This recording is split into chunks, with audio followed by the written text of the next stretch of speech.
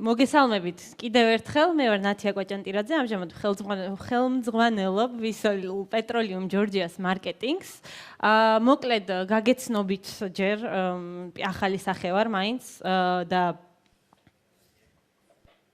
დავამთავრე ამერიკული აკადემია თბილისში 2005 წელს წავედი ჰარვარდის უნივერსიტეტში 2009-ში დავამთავრე ჰარვარდის უნივერსიტეტი შემდეგ ცხოვრობდი რაღაც პერიოდი ნიუ-იორკში შემდეგ წავედი სამხრეთ კორეაში ამ გამოცდილებებიდან რა თქმა უნდა ყველაზე მნიშვნელოვანი არის სამხრეთ კორეაში ყოფნის გამოცდილება იმიტომ რომ ვისწავლე 100%-იანი ice breaker-ი როგორ უნდა დაიწყო ადამიანებთან საუბარი ყველაზე უხერხულ სიტუაციებში კი ეს არის რომ მე ცოცხალი რო აფეხა მყავს ნაჭამი დაღეჭილი და გადაყლაპული. იმედია ეს არ იქნება ის ერთადერთი რაღაც, რასაც დაიმახსოვრეთ ჩემს შესახებ დღეს პრეზენტაციიდან. პრინციპში სამხრეთ კორეიდან ატაში. დავბრუნდი საქართველოში, მუშაობდი ACT-ში. ყველას და ახლა შევუერთდი ვისოლის გუნდს, სადაც წელიწადზე მეტია უკვე რაც მუშაობ. და ძალიან შეკრული გუნდი ვართ და გვიყვარს ერთმანეთი, თუმცა დღეს ვცდილობთ რომ არ ვისაუბრო მაინც და მაინც ჩემი კომპანიის გამოცდილებაზე, ჩემი თემა არის ფიქციის როლი მარკეტინგში, ანუ ჩემი საკუთარი დაკვირვება, ტექნიკა, როგორ უდგები მომხმარებელს, როგორ ვიყენებ და იმედია თქვენცაც საინტერესო და გამოსადეგი იქნება ეს სლაიდი დროზე შევცვალოთ. ეს ესე ვთქვათ, გავრცელებული ფოტო ინტერნეტში, რომელიც იდება ხოლმე სხვადასხვა თემატიკაზე. ეს კონკრეტული არის ხა მარკეტინგზე, ხო? ვინცა სტივი კაცი მარკეტინგი შემოვხაზოთ. რომ ეს არის, რასაც ჩვენ წარმოიდგენ მარკეტოლოგი, როცა აი თავს მარკეტინგის გურუთ გრძნობ, ხო? რომ ნუ სტივ ჯობსი, მაგრამ აქ თავარი პოინტი რა არის? რას ვფიქრობ ვაკეთებ მე? და რას ვფიქრობ არის რეალობა, არის ცალ-ცალკე. რატომ მოეწონათ ადამიანებს ეს, რომ რას დედა ჩემი როგორ ფიქრობს, რას ვაკეთებ, ჩემი მეგობრები როგორ ფიქრობენ, რას ვაკეთებ, მე რას ვფიქრობ და რეალობა რა არის. დააფიქსირეს, რომ თვითონ რასაც ფიქრობენ, აღიარეს ფაქტიურად. თვითონ რასაც თავში ვფიქრობთ ჩვენ ადამიანები და რეალობა რაც არის, ამას შორის არსებობს რაღაცა განსხვავება. ჩვენი იდეალური მე, ჩვენს თავში რაც ხდება და ის რეალობა რაშიც ვცხოვრობთ, წარმოსახვით ხშირად ვალამაზებთ ხოლმე და ვცხოვრობთ რაღაცა სხვა სამყაროში.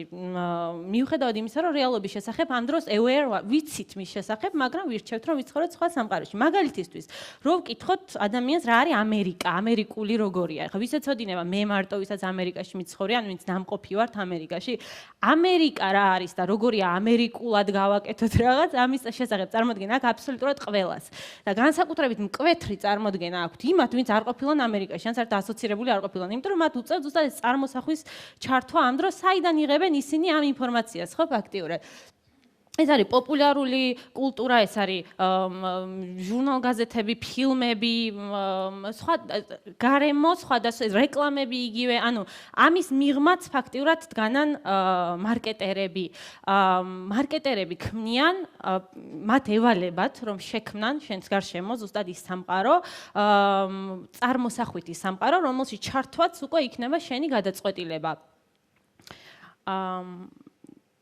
როლური თამაში. მე ამას დავარქვი, იმას რომ შენ თავში რას წარმოიდგენ, როგორი ხარ, რას აკეთებ, დავარქვი როლური თამაში. შენ მუდმივად რაღაცა როლში ხარ. თუმცა ეს არ არის, რომ ხარ brainwashed, შენ რეალობა არ იცი, გონია რომ iPhone-ი მართლა ჯადოსნური ტელეფონია და არა უბრალოდ ტელეფონი, რომელიც იგივე ფუნქციას ასრულებს, რაც ნებისმიერი სხვა ტელეფონი, მაგრამ შენ აკეთებ ცნობიერ გადაწყვეტილებას და ყიდულობ რაღაცა გაცილებით უფრო მეტს, ემოციას, რაც შენთვის მოაქვს სიმნივთს. ეს არის რა?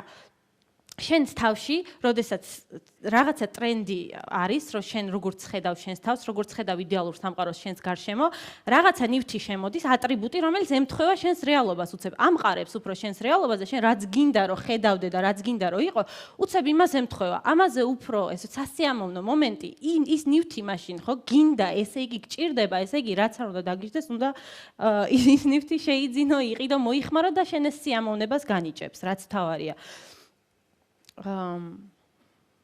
საუბრობდი. და ეს ფენომენი ყველაზე კარგად შესამჩნევია მაშინ თანამედროვე სამყაროში, როცა ისეთი დაკავებულები ვართ ყველანი, რომ არა გვაქვს დრო, რომ გადავერთოთ რაღაცაში. აი სამხრეთ კორეაში ცხოვრებისას იქ ხალხი არ უჭირთ. ეხლა და სულ გიწევს ადამიანებთან ყოფნა, იმიტომ რომ 45 მილიონი კაცი არის ერთ ქუჩაში უბრალოდ. ესე რომ გიწევს 24 საათი იყო ადამიანებთან ერთად, თან კულტურაც ისეთია, რომ სულ ჩართული თუ არა ხარ საზოგადოებასთან, ესე იგი უცნაური ხარ და შეიძლება მე რაღაც ვერ ჩაჯდეს საზოგადოებაში, გაგრიყონ და იქ შემამჩნია რომ რაღაცა დამემართა, სასწაულის სტრესია, მიუხედავად იმისა, რომ არ შეიძლება ფიზიკურად არ შრომობ, ის რომ განმარტოების საშუალება არ აქვს, სასწაულის სტრესია და მიყავხარ რაღაცა ზღვრამდე. რატო ხდება ეს? იმიტომ რომ განმარტოება შენ გაძლევს საშუალებას, რომ შენ თავი წარმოიდგინო, აღიდგინო ის შენი იდეალური მესახქმა, რაც გეკარგება ხოლმე სიტუაციებში. თქვათ უხერხულ სიტუაციები, რომელიც შენზე ზემოქმედებენ და შენ თლად თავს ისე ვერ გრძნობ, როგორც შენ გინდა, რომ შენ თავს ხედავდე. ხო, როცა მარტო ხარ, მაშინ ხარ აი ბოლომდე ის, ვინც შენ გინდა, რომ იყო, წარმოიდგინო, თუ ვერ ახერხებ, რომ მარტო დარჩე, მაშინ რა უნდა ქნა. თან მით უმეტეს დღეს ხა განსაკუთრებით ყველანი ისეთი დაკავებულები ვართ ნელ-ნელა, რომ არაფრის დრო არ გვაქვს, რომ დავსხდეთ ფილმს უყუროთ, ვიფიქროთ იმაზე, როგორია ჩვენი იდეალური მე და ცხოვრება. ამ დროს გჭირდება ეს ტრიგერები გარეშე სამყაროსგან, რომელიც გადაგრთავს სხვა რეალობაში, გადაგიყვანს სხვა რეალობაში. სამხრეთ კორეა იყო ყველაზე ესე ვთქვათ, მომზადებული ქვეყანა ამისთვის. ნახევარ ფაბრიკატის ფორმით გაწვდიან ყველაფერს, რაც გჭირდება იმისთვის, რომ შენი თავი წარმოიდგინო სხვა ადამიანთან, შენი თავი წარმოიდგინო სხვა რეალობაში. და აი, ვთქვათ, სელებრიტიებიც კი სხვანაირები არიან იქ. ის კი არა, რომ ერთი კონცეფცია აქვს ერთ ჯგუფს და ის ერთი და იგივე ჯგუფი გამოდის სხვადასხვა კონცეფციით.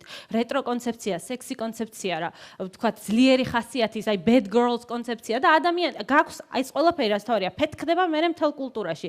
პროდუქტები, ტანსაცმელები, მაკიაჟი თმის ვარცხნილობა ვიძახდი რომ აი საქართველოში რომ ჩამოვიდი, კარგი ხანი თმა როგორ შემეჭრა, ზუსტად არ ვიცოდი, იმიტომ რომ შედიხარ და ეუბნები კამპანიის სახელს ფაქტიურად, რეკლამის სახელს ეუბნები. აი ეს რეკლამა რო აი ესე შემჭერი და თმის მენიუში, ნუ თმის მენიუ რო არსებობს, ხა ცალკე საკითხია კიდე. თმის მენიუში ეუბნები რომ აი იცი ის რიხიორი რო არის მსახი მომღერალი, ისეთი თმა მინდა, ზუსტად გიქმნიან იმ რეალობას, რაც შენ გინდა და ამით აკეთებ დისტრესინგს ფაქტიურად. და იგივეა ტექნიკაზე, ესეთი product placement-ების კუთხით, ესეთი ვთქვათ აქტუალური თემა იმიტომ არის წამოსული, რომ ვთქვათ, პროდუქტზე გადადის ის ასოციაცია, რაც შენ დაინახე სიტუაციურად, იქ ნახე და რომ იყენებ, ვთქვათ, ის ემოცია მერე გადმოდის შენზე, ხო და ის ხედვა, სადაც ის პროდუქტი გაქვს ნანახი. ეხლა ჩვენ კომპანიებზე როგორ აისახება ეს? მაგალითისთვის Smart-ის და Wendy's პოზიციონირება, ერთ-ერთი ჩვენთან მომუშავე კომპანია Livingstone არის ესეთი, რომ გითხრა, რომ დაკვირვება თავისი, რომ თითქოს უცხოეთშიო Smart-ზე და მე გამანათა, რომ ჩვენი მთელი პოზიცირება არის ის, რომ ადამიანებს ვაძლევთ საშუალებას, რომ იგრძნონ თავი ისე თითქოს უცხოეთში. ნუ ეს Smart-ზე იყო, ეხლა Wendy's-ზე ლაპარაკი არ უნდა, ფაქტიურად არის სამყარო, რომელიც ამოგლეჯილია ამერიკიდან და გადმოტანილია საქართველოში. ოღონდ ისეთი კი არ არის, როგორიც არის Wendy ამერიკაში. ისეთია, როგორიც ამერიკა არის ქართველი ადამიანის ცნობიერებაში, ხო?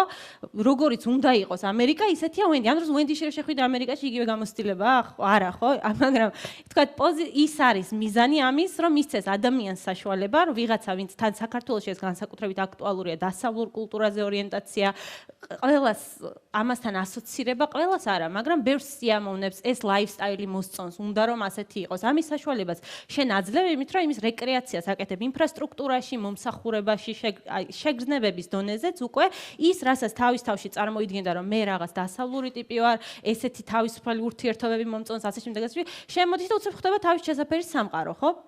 უმყარებ მას იმ თავის აღქმას, რაც თავის თავში აქვს. Smart-იც ისევე, მთელი კონცეფცია არის, რომ ფეხს რო შედგა, ის სხვანაირი ემოცია უნდა წამოიღოს აბსოლუტურად, ვიდრე რომ თითქოს საქართველოში აღარ ახარ. პროდუქტების არჩევანიც ამაზეა დაფუძნებული, მომსახურების სტანდარტიც ამაზეა დაფუძნებული. შესაბამისად ეს აისახება, არ ვიცი ხა აქ თუ ჩანს, მაგრამ აისახება სოციალურ მე ვარ თან ვისელ პეტროლიუმ ჯორჯიას მარკეტინგი და ეს ყველაზე მეტად აღმაშფოთებს, იმიტომ რომ საწვავის თემა არის აბსოლუტურად აუთვისებელი ამ კუთხით, რომ აი როლური თამაში, ადამიანი რაც გრძნობს, როცა საწვავს ყიდულობს. გარდა იმის, რომ ფული გადაიხადა და ძვირია და ადამიანს არ აქვს long term ხანგრძლივ ვადაში ემოციური გამართლება იმისი, თუ აი რატო უნდა სიამოვნებდეს საწვავის ყიდვა იმ წუთში რაცა უნდა ღირდეს ის.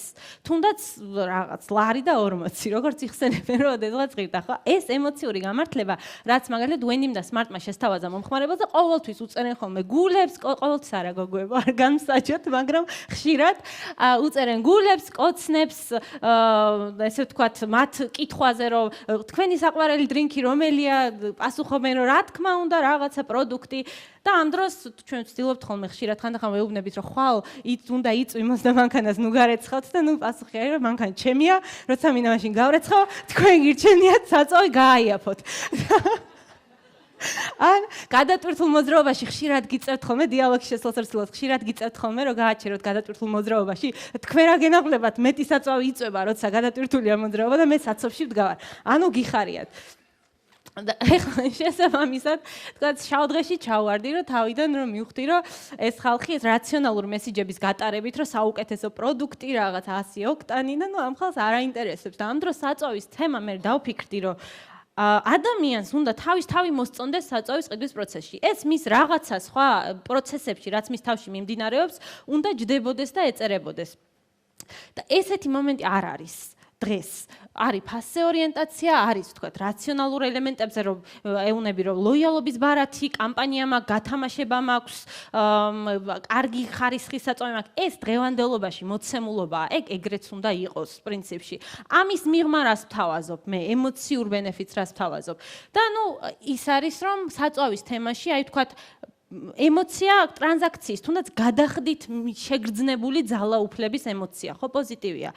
მეორე, მოგზაურობა, მგზავრობა თვითონ რაღაცა რომანტიკა ახასიათებს პრინციპში ამას, ხო, road trip-ი, აი გზაზე გაჩერება, რაღაც იმის თავისუფლება, რომ საწავი ჩაისხი, სადაც გინდა იქ წახვალ, ამ ემოციაზე თამაში არის შესაძლებელი. ძალიან ბევრი პოზიტივი, მანქანა, რომელიც მართლა თავისთავად უყვარს ბევრს, ძალიან ბევრი პოზიტივი ახლავს საწავის თემას. და ნუ პრინციპში მე მოსაფიქრებელია, აი როგორ შეიძლება ეს წაიყვანო იმ როლური თამაშის კუთხით, როგორც აი მაგალითად ამერიკაში არის ესეთი Excel სერვისია თან და განსაკუთრებით უფრო ერთი კიდე განსაკუთრებით უფრო ძნელია რომ მოაწონო ადამიანს self-service, ხო, მაგრამ არის ესეთი ტრენდი. Celebrity-ებს ძირითადად ფოტოებს ამერიკაში უღებენ ან აეროპორტებში, ან gas station-ებზე.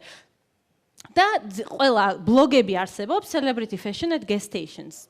და ადამიანები აკვირდებიან რა ცვია მის საყვარელ celebrities და კომენტარების section-ში თუ წაიკითხავთ ამ ბლოგებზე წერია რომ აი ისინი ჩვენსავით ადამიანები არიან და ნახე მე რომ მეორე წუთში მე რომ მივდივარ და რომ ვასხამ ბენზინს შლანგზე კი აღარ ვარ ორიენტირებული რომ ხელი დამესვარა ჭუჭყიანია და იქ რეზინის ხელთათმანი არ იყო შენს თავში სულ სხვა იმიჯია რომ ნუ შენი ვიღაცა celebrity შენი ესე ვთქვათ idol როგორ არის კუმირი ქართული არც ეგ არ არის იყო იქ როგორ ეცვა და შენ როგორ აკეთებ მის channelings იმ წუთში, როცა ამ რაღაცა ქმედებას ახორციელებ. ეს ახლა მაგალითისთვის საქართველოში self-service-ამდე კიდევ ძალიან ბევრი ესე ვთქვათ პრეტენზია აქვს მომხმარებელს და მაგალითისთვის განსაკუთრებით ისეთი სენსიტიური თემა, როგორიც არის საწვავი, როდესაც არ ახდენ კომუნიკაციას მომხმარებელზე ორიენტირებით, არამედ შენ თვითონ კომპანიებს საერთოდ კომპანიაც ადამიანია, მიყვარს ხოლმე ამის თქმა. თვითონ უყვარს კომპანიასაც თავის თავზე ლაპარაკი და ორიენტირება, რომ მე როგორი ვარ, მე როგორი მინდა რომ ვიყო. 2 წუთი ხომ მაქვს? მე როგორი მინდა რომ ვიყო. და ამ შემთხვევაში რა ხდება? თავის როცა შენ თვითონ ჩადგები რაღაც პოზაში და ყიდი ისეთ სენსიტიურ პროდუქტს როგორიც არის საწვავი, მომხმარებელი სულ არ არის იმის ხასიათზე, რომ შენ აგიბას მხარი და მოგეხმაროს წარმოჩდე ისეთი როგორიც შენ გინდა რომ წარმოჩდე. Shell-ს ქონდა შესანიშნავი კამპანია Let's Go, გადავარჩინოთ არქტიკა. და დებდა ფოტოებს, რომელზეც caption-ები, წარწერები უნდა გაეკეთებინათ, ესე ვთქვათ, ინტერნეტის მომხმარებლებს. დაეწერათ, რომ აი Shell-ი რა მაგარია და როგორ გადავარჩინოთ არქტიკა, მართლა cause ისეთი იყო, რომ ყველასთან ახლოს იდგა, ხო, არქტიკის ცხოველები იღუპებიან, ყინული დინება, ასე შემდეგ, მაგრამ დაწერეს, რომ ისა ვისრათ, ხო, Let's Go, მოკლათ რაღაცა თოვლის მელიები, იმიტომ რომ ჩემი მანქანა არ დადის მელიებზე, დადის საწვავზე და ესე ვთქვათ, ირონიული მათ გადაუქციეს და გადაიქცა მართლა ეპიკურ ფეილად საწვავის მარკეტინგის ისტორიაში ეს კამპანია. თან ვირუსულად წავიდა, რაც ყველაზე კარგია, მილიონობით ადამიანს მიაღწია და ჩემი დასკვნა ის არის, რომ მომხმარებლებზე ორიენტაცია უნდა გავაკეთოთ, მათ რა როლის თამაში უნდათ, მათი იდეალი რა არის, თავის თავში როგორ წარმოუდგენიათ, მათი საკუთარი ცხოვრების ხედვა და არა ის ჩვენ კომპანიას როგორი გვინდა გამოვჩდეთ მათ თვალში და თუ ჩვენ რეალურად მათ შევთავაზებთ ისეთ თქვათ სიმულაციას წარმოსახვითი რეალობის, რაც მათ თავში არის და რეალურ პროდუქტებს, რომელიც დაემთხვევა მათ თავში არსებულ რეალობის წარმოსახვას და მათ თავში არსებულ როლს, ეს ისეთ სიამოვნებას ანიჭებს ადამიანს და ისეთ თქვათ ემოციურ სარგებელს აძლევს, რომელიც უკვე რეალურად ხელშესახები პროდუქტია. ეგ უკვე აღარ არის ფიქცია და იმ შემთხვევაში თუ ადამიანის თავში არის სფეროები, რომლის შესახებაც არა აქვს ეს წარმოსახვა, არა აქვს ეს როლი შექმნილი, მაშინ მარკეტერმა უნდა შეითავსოს ზუსტად ამ წარმოსახვითი რეალობის დამწერის და შემქმნელის ფუნქცია იმისთვის, რომ მომხმარებელს საშუალება მისცეს, რომ თავის ყოველდღიურ ცხოვრებაში, ესე ვთქვა, ბედნიერებას მიაღწიოს. დიდი მადლობა.